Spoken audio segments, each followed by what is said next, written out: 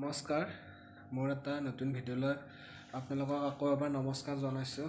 মোৰ ভিডিঅ'বিলাক চাই যদি আপোনালোকে ভাল পায় লাইক শ্বেয়াৰ সাবস্ক্ৰাইব আৰু লগতে বেল আইকনটো দবাই দিয়ে যেন আহিব লগা নতুন ভিডিঅ'বিলাক পাই থাকিব।